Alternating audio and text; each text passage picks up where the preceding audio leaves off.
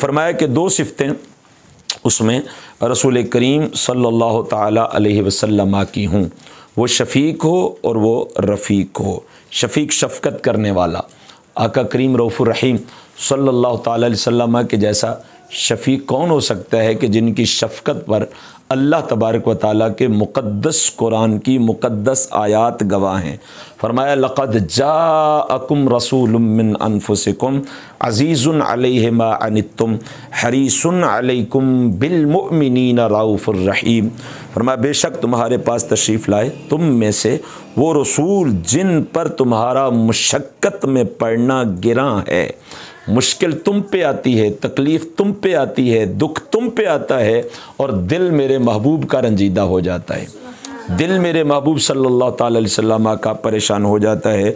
हरीसुन अलैकुम, और तुम्हारी भलाई के निहायत चाहने वाले, किसी को कोई हिर्स है, किसी को कोई हिर्स है, किसी को हिर्स है कि मैं जो है वो ज़मीनों का मालिक बन जाऊं, मरब्बों का मालिक बन जाऊं, दुकानों का, मार्केटों का मालिक बन जाऊं, बड़ा बैंक बैलेंस हो जाए, मेरी औलाद पढ़ के बड़े ओहदों पे फ़ायज़ हो जाए।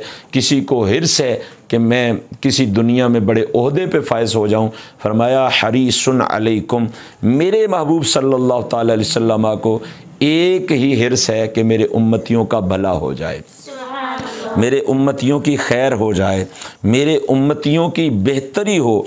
और फरमाया ऐसा क्यों ना हो कि बिल मुअमिनीना रऊफ़ुर रहीम, कि मेरे महबूब सल्लल्लाहु अलैहि वसल्लम मुसलमानों पर कमाल मेहरबान यानी रऊफ़ और रहीम हैं।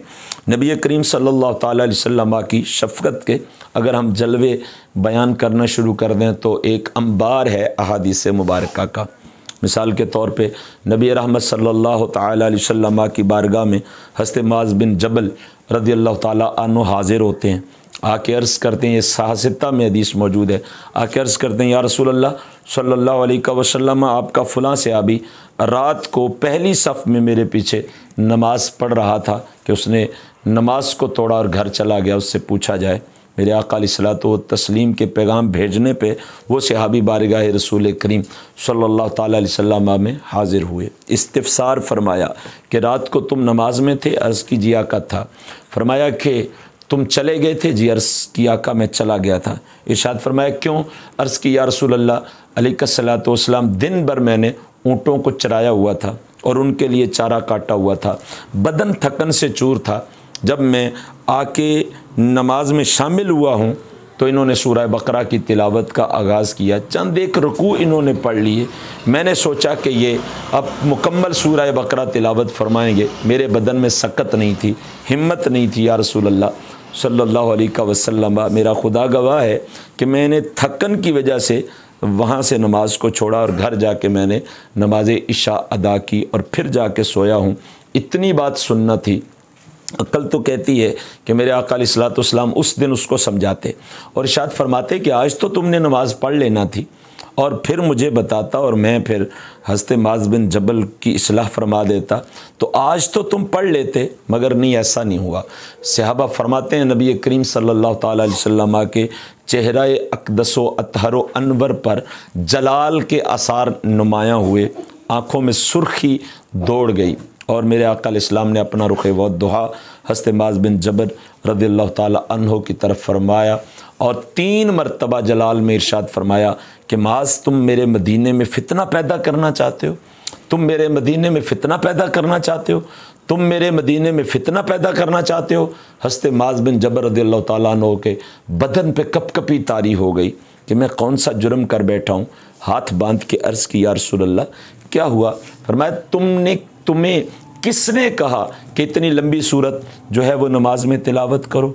अर्ज़ की हुज़ूर नहीं, किसी ने नहीं कहा था, मैं भी आदतन कम ही तिलावत करता हूँ, मगर हुज़ूर रात को जब मैंने नियत की तो मुझे इतना कैफ़ व सुरूर आया, इतना लुत्फ़ आया कि मैं तिलावत को बढ़ाता गया और इस तरीके से मैंने सूरह बकरा को तिलावत कर दिया। मेरे आका सल्लल्लाहु ताला अलैहि वसल्लम किस कदर शफ़ीक हैं सुनिए। मेरे आका अलैहिस्सलातु व तस्लीम ने फरमाया, सुनो मुआज़ बिन जबल, तुम तनहा नमाज पढ़ो तो अगरचे 2 रकातों में सारा कुरान पढ़ दो, मैं तुम्हें मना नहीं करता, मगर आज के बाद याद रखना मुसल्ला इमामत पे खड़े होकर लंबी सूरत तिलावत न करना, इसलिए कि तुम्हें अपनी इबादत का ख्याल होगा, मुझे मेरे उम्मती की थकावट का भी ख्याल है। और फिर मेरे आका सल्लल्लाहु ताला अलैहि वसल्लम ने रूए सुखन क़यामत तक आने वाले अपनी उम्मत के जितने भी इमाम थे उनकी तरफ फरमाया और इरशाद फरमाया, ए मेरी उम्मत के इमामों, तन्हा नमाज पढ़ो तो जितनी मर्ज़ी तिलावत करो, मैं तुम्हें मना नहीं करता, मगर जब मुसल्ला इमामत पे खड़े हो जाओ तो लंबी सूरत हरगिज़ तिलावत न करना। फिर मेरे आका अलैहिस्सलातु व तस्लीम ने 3 सूरतों के नाम लिए। फरमाया वश्शम्सी वदुहाहा पढ़ना, फरमाया वद्दुहा वल्लैली इज़ा सजा पढ़ना, फरमाया अलम नशरह लक सदरक पढ़ना। फरमाया हरगिज़ लंबी सूरत तिलावत न करना, क्योंकि हो सकता है मुसल्ला इमामत पे नौजवान खड़ा हो मगर पीछे कोई मेरा बूढ़ा उम्मती खड़ा हो सकता है मुसल्ला इमामत पे कोई हशाश बशाश खड़ा हो मगर पीछे कोई थका मांदा खड़ा हो सकता है मुसल्ला इमामत पे कोई तंग दुरुस्त और तवाना शख्स खड़ा हो और पीछे कोई बीमार खड़ा हो। फरमाया तुम्हें अपनी नमाज का ख्याल होगा, हमें अपने बूढ़े उम्मती के बुढ़ापे का भी ख्याल है, थके हारे की थकावट का भी ख्याल है और बीमार की बीमारी का भी ख्याल है। वो हदीस मुबारक का भी ये आप अपने जहन में ले आएँ कि जब मेरे आका सल्लल्लाहु ताला अलैहि वसल्लम फ़ज़ाइल बयान फरमा रहे थे इसके मिसवाक करने के और मिसवाक की फ़जीलतें बयान हो रही थी, तो मेरे आका अलैहिस्सलातु व तस्लीम ने क्या इरशाद फरमाया? इरशाद फरमाया कि मुझे इस मिसवाक से इतनी मोहब्बत है कि मैं चाहता हूँ कि तुम पे फ़र्ज़ कर दूँ, मगर मैं इसलिए फ़र्ज़ नहीं करता कि कहीं मेरे उम्मती मुशक्क़त में मुब्तला ना हो जाएं। और आप देखिए इस शफ़क़त का कितना अजीम एहसान है कि हुज़ूर पाक अलैहिस्सलाम ने मिसवाक को वज़ू के लिए फ़र्ज़ नहीं फरमाया। तो इसका मतलब है हम वज़ू में मिसवाक ना भी करें तो हमारा वज़ू तो दुरुस्त हो जाता है।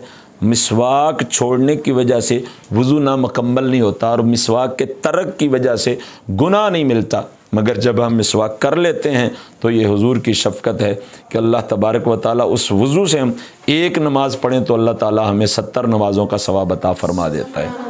ये मुख्तलिफ़ रिवायात हैं, फरमाया 70 नमाज़ों का सवाब मिलता है, फरमाया 99 नमाज़ों का सवाब मिलता है, फरमाया कि 400 नमाज़ों का सवाब मिलता है। मतलब ये है कि कोई जितनी मोहब्बत के साथ मिसवाक करेगा उतना ही अल्लाह तबारक व ताला उसको ज़्यादा सवाब अता फ़रमाएगा। तो फरमाया कि वो पीर कामिल में 2 सिफ़तें रसूलुल्लाह की हूँ, एक शफ़ीक हो और वो मैंने हुज़ूर पाक सल्लल्लाहु अलैहि वसल्लम की शफ़क़त के हल्के से 2-3 मज़ाहरे आपको बता दिए। और फरमाया कि दूसरी सिफ़त कि वो रफ़ीक हो, यानी अच्छा साथी हो, दुख और सुख का साथी हो। जब बंदे के हालात बेहतर होते हैं तो उस वक़्त तो सारे ही साथी होते हैं, सारे मोहब्बत का इजहार करते हैं। जब बंदे के पास पैसा होता है, माल होता है, दौलत होती है तो सारे आके दोस्ती का इजहार करते हैं, मोहब्बत का इजहार करते हैं, बहनें भी, भाई भी, अजीज़ रिश्तेदार भी, सारे के सारे। मगर बंदे का पता तब चलता है जब बंदे के हालात माड़े हो जाएँ, जब बंदे के हालात पतले हो जाएं, जब बंदे पे गुर्बत और अफलास और परेशानियां और मुसीबतें और बीमारियां आके डेरा डाल लें। तो फरमाया कि पीर हरगिज़ ऐसा नहीं हो सकता कि वो अच्छे हालात का तो साथी हो मगर बुरे हालात का साथी ना हो। अगर बंदा जो है वो अमीर कबीर आया है तो उसको पीर साहब अपने साथ सोफ़े पे बिठाएं, और कोई बेचारा माड़ा आ जाए साइकिल पे या मोटरसाइकिल पे तो उसको कहा जाए कि बाहर बरामदे में बैठ जाओ और 1000 मरतबा या हय्यू या क़य्यूम पढ़ो, फिर पीर साहब तुमसे मुलाकात करेंगे।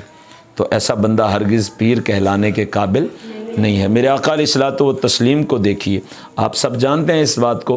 ग़ज़वा खंदक, वो मदीना तैयबा के बाहर जिधर से कुफ़ार हमला आवर होने वाले थे, वो एक गहरी खंदक खोदी गई और बड़ा वो एक लंबी सी खंदक थी, थोड़ी मामूली जगह नहीं थी। सहाबाए किराम ने कुदाल पकड़ी हुई है तो मेरे आका अलैहिस्सलातु व तस्लीम के तरले कर रहे हैं सहाबा, हुजूर आप तशरीफ़ रखें, हम काम करते हैं, हम खादम जो हुए, हुजूर हम नौकर जो हुए, मगर हुजूर हैं कि दुख सुख के साथी हैं, कुदाल पकड़ के साथ काम कर रहे हैं। अगर सहाबा अपने सरों पे मट्टी की टोकरियां भर भर के उससे खंदक से बाहर निकाल के बाहर फेंक रहे हैं तो मेरे आका अलैहिस्सलातु व तस्लीम मिन्नत व समाजत के बावजूद भी अपने सरे अक़दस व अनवर पे मट्टी की टोकरियां भर भर के उठा रहे हैं।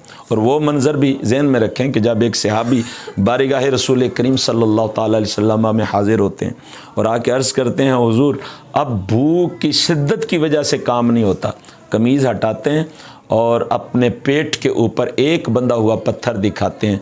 हुजूर भूख की वजह से जो है वो काम नहीं हो रहा था, तो मैंने ये पेट पे पत्थर बांधा ताकि मैं कोई काम कर सकूं, मगर हुजूर अब हिम्मत जवाब दे गई।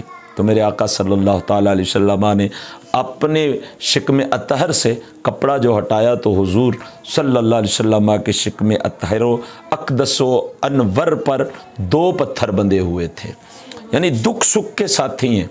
अगर किसी सफ़र पे जा रहे हैं तो आज तय हुआ है कि सवारी पे एक एक सवारी के लिए 2-2 बंदों का इंतखाब हुआ है, बदल बदल के बैठेंगे। हुजूर पाक अलैहिस्सलाम सवार होते हैं, फिर जब वक्त आता है खादिम के बैठने का तो वो कहते हैं हुजूर आप जलवा फरमा रहे हैं। हुजूर मैं खादिम हूँ, मैं साथ चलता हूँ। तो हुजूर फरमाते हैं नहीं, तुम्हें ही अब सवारी पे बैठना होगा। हज़रत फ़ारूक आज़म रज़ियल्लाहु ताला अन्हु को देख लीजिए, जब हज़रत अबू उबैदा बिन अल जर्राह रज़ियल्लाहु ताला अन्हु अमीन उम्मत रज़ियल्लाहु ताला अन्हु फ़लस्तीन बैतुल मक़दस को फ़तह किया, मस्जिद अक़सा को फ़तह किया, तो वहाँ के जो रुआसा थे यहूद व नसारा के, उन्होंने कहा कि आप अमीरुल मोमिनीन को बुलाएं, हम उनसे बाहमी मुज़ाकरात के ज़रिए ये सारे का सारा इलाका तुम्हारे सिपुर्द करते हैं। ख़त लिखा, हुज़ूर आप तशरीफ़ लाएँ। मदीना तैयबा से चले बैतुल मक़दस की तरफ, एक सवारी और एक खादिम साथ लिया। जो खादिम था वो हबशी नस्ल था। आप जानते हैं जो हबशी होते हैं वो रंग के काले होते हैं, होंठ उनके मोटे होते हैं, नाक उनकी चिमटी होती है, तो हमसे बहुत मुख्तलिफ होते हैं, अरबी लोगों से भी बहुत मुख्तलिफ होते हैं। तो अब साथ चलें एक सवारी लेके। ये भी ज़हन में रखें कि ये अमीरुल मोमिनीन है, खलीफतुल मुस्लिमीन है, ये 36 लाख मुरब्बा मील पे हुक्मरानी करने वाला मेरे आका सल्लल्लाहु ताला अलैहि वसल्लम का ग़ुलाम है। 2 सवारियाँ नहीं लेके चले, एक सवारी लेके चलते हैं। अब मुसाफत तय थी, इतना सफ़र मैं सवारी पे बैठूँगा और इतना सफ़र ये खादिम सवारी पे बैठेगा। उधर ये हुआ कि फ़लस्तीन के दरो दीवार नज़र आने लगे और उधर हज़रत फ़ारूक आज़म रज़ियल्लाहु ताला अन्हु सरकार की बारी जो है वो अब मुहार पकड़ने की आ गई, सवारी से उतरने की आ गई। ख़ातिम ने अर्ज़ की हुजूर आप सवारी पे रहें, अब दियारे गैर आ गया है, मफतूहा इलाका है, हुजूर आगे लोग इंतज़ार कर रहे होंगे, हुजूर आप अगर इस तरह बैठ जाते हैं तो हुजूर आप उतर जाते हैं सवारी से तो मुनासिब ये मंज़र नहीं लगेगा, तो हुजूर आप तशरीफ़ रखें। फरमाते हैं नहीं, तुम सवारी पे बैठो। हज़रत फ़ारूक आज़म रज़ियल्लाहु ताला अन्हु महार पकड़ते हैं। बड़े बड़े यहूदी और बड़े बड़े ईसाई जो उनके सरबराहान थे वो हज़रत अबू उबैदा बिन अल जर्राह रज़ियल्लाहु ताला अन्हु के साथ इस्तकबाल के लिए खड़े थे कि हज़रत अबू उबैदा ने फरमाया कि वो हमारे अमीरुल मोमिनीन आ गए। एक ने दूसरे की तरफ देखा, दूसरे ने तीसरी की तरफ देखा, फरमाया क्या देख रहे हो? तो कहा कि ये देख रहे हैं कि ये जो आपके अमीरुल मोमिनीन हैं, हम तो इनसे डरते रहे हैं, हमें तो रातों की नींदें उड़ जाती हैं जब ये हमें याद आते हैं, तो इनसे तो इनका खादिम खूबसूरत है और ख़ादिम अच्छा है। चूँकि हज़रत उमर फ़ारूक ने मुहार पकड़ी हुई थी और जो आपका खादिम था हबशी ग़ुलाम वो उस वक़्त सवारी पे सवार था। तो हज़रत अबू उबैदा मुस्कुरा पड़े, फरमाया तुम्हारी आँखें धोखा खा गई, खादिम वो नहीं है कि जिसने सवारी की मुहारें पकड़ी हुई हैं, बल्कि खादिम वो है जो सवारी के ऊपर सवार है और अमीरुल मोमिनीन वो है जिसने सवारी की मुहारें पकड़ी हुई हैं। तो जो पीर कामिल होता है उसमें नबी करीम रऊफ़ुर रहीम सल्लल्लाहु ताला अलैहि वसल्लम की 2 सिफ़ात का होना भी ज़रूरी है, वो शफ़ीक हो और वो रफ़ीक हो, दुख सुख का साथी हो। कलंदर लाहौरी डॉक्टर अल्लामा मोहम्मद इकबाल रहमतुल्लाह ताला अलैह का एक वाक़या बड़ा मारूफ़ है इसी हवाले से। फरमाते हैं कि एक पीर ने आना था तो मैं भी उसकी मुलाकात के लिए चला गया। नाम में कशिश बड़ी थी, ज़िक्र बड़ा सुना था। तो लाहौर में वो तशरीफ़ फरमा थे, क़याम में थे, तो मैं उनके पास गया तो उनका एक मुरीद आया और उसने आकर के अपना दर्द दिल बयान किया और कहा कि हुज़ूर मैं 110 रुपये का मकरूज़ हो गया हूँ, दुआ करो कि अल्लाह ताला मेरे हालात को बेहतर कर दे। अब मेरी 2 बेटियाँ जवान हो गई हैं, उनकी मैंने शादी भी करनी है, तो पहले ही 110 रुपये का मकरूज़ हो गया हूँ। अब ये 110 रुपये ये तकरीबन 1.25 सदी पहले की बात कर रहा हूँ, अगर अब के पैसों से कंपैरिजन करें तो शायद 1 रुपया 1 लाख के बराबर हो जाए जब की मैं बात कर रहा हूँ। तो कहा कि हुज़ूर वो मेरे लिए दुआ करें। पीर साहब ने दुआ की, हाथ उठाए, थोड़ी देर उसके बाद चेहरे पे फेर के बातें चलती रही। जब वो मुरीद जाने लगा तो उसने 10 रुपये निकाले और पीर साहब को दिए। पीर साहब ने पकड़े और जेब में डाले। अल्लामा इकबाल अलैहिर्रहमा देख रहे थे, मुस्कुरा पड़े। अब पीर साहब को महसूस हुआ कि ये डॉक्टर इकबाल जो मुस्कुराया है इसमें कोई ना कोई बात है। तो कहा डॉक्टर साहब खैरियत है, आप क्यों मुस्कुराएं? तो फरमाने लगे कि इसलिए कि आपकी दुआ कबूल हो गई है, इसलिए कि आपकी दुआ कबूल हो गई है। तो वो कहने लगा कि पीर साहब कहने लगे जी कैसे दुआ कबूल हुई? तो डॉक्टर साहब ने तंज़न कहा कि जब आया था बेचारा तो 110 रुपये का मकरूज़ था, जब आपसे दुआ करवा के वापस जा रहा है तो अब 120 रुपये का मकरूज़ है, दुआ तो कबूल हो गई आपकी। फ़लसफ़ा ये है, ये जो नजराना पीरों का लेना देने का मामला होता है, इसका फ़लसफ़ा ये है, हमारे असब रहमतुल्लाह ताला अलैह ये फरमाया करते थे कि इसका फ़लसफ़ा ये है कि उमारा से जो अमीर मुरीद हैं उनसे नजराना कबूल किया जाए और जो गुराबा जो गरीब मुरीद हैं उनमें तकसीम कर दिया जाए। ये फ़लसफ़ा है कि अमीरों से लेकर गरीबों को दे दिया जाए। ये हरगिज़ फ़लसफ़ा नहीं है कि पीर साहब जिससे नजराना मिले लेते रहें और अपनी जेबें भरते रहें, बैंक बैलेंस बढ़ाते रहें, ज़मीनें ख़रीदते रहें और प्लाजे ख़रीदते रहें और बड़ी बड़ी मार्केटें ख़रीदते रहें। ये हरगिज़ नजराने का मकसद नहीं है।